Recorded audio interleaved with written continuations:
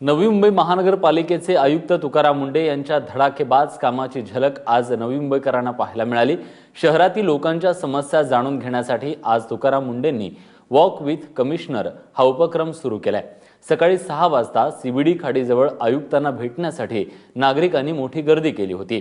यावेळी नागरिकांच्या विविध समस्या जाणून घेत मुंढेंनी 2 महिन्यात तोडगा काढण्याचं आश्वासन दिलं।